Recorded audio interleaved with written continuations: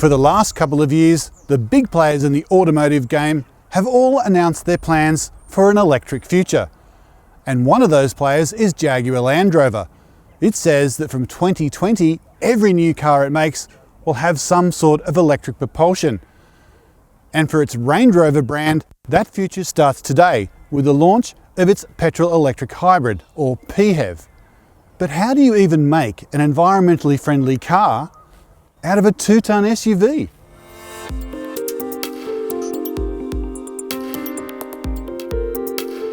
The PHEV will hit Australia halfway through 2018, and it'll come in two guises.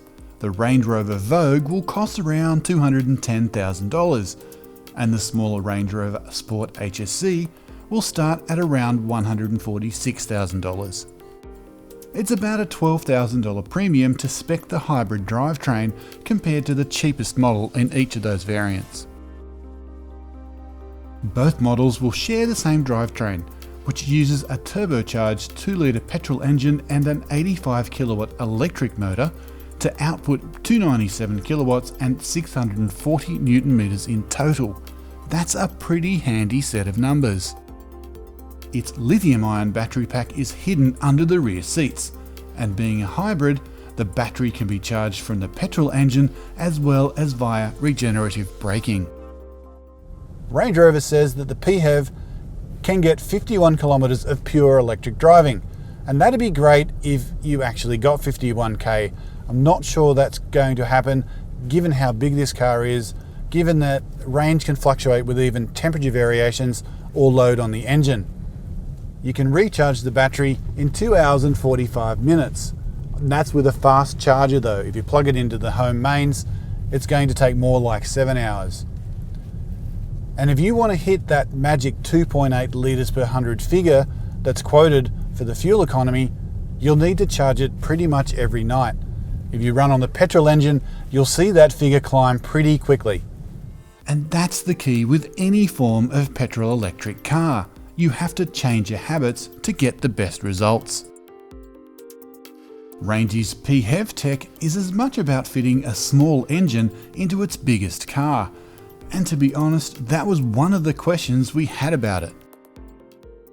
But that's okay.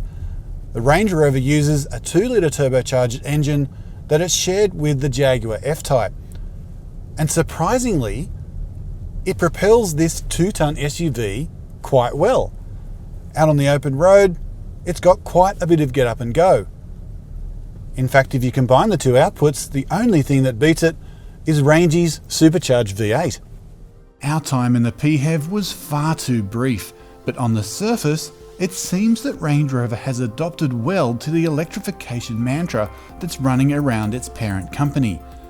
Its sister brand Jaguar, for example, is already well down the hybrid and EV path, and Land Rover is sure to follow soon.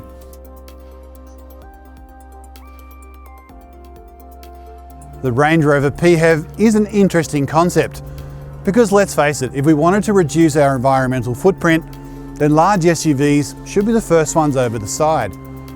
But by combining a relatively small petrol engine and an electric motor, and using the size advantage of the Range Rover, the PHEV actually works. Sure, it's priced to the sky and we won't see too many in Australia, but as a glimpse into an electrified future, it makes for compelling viewing.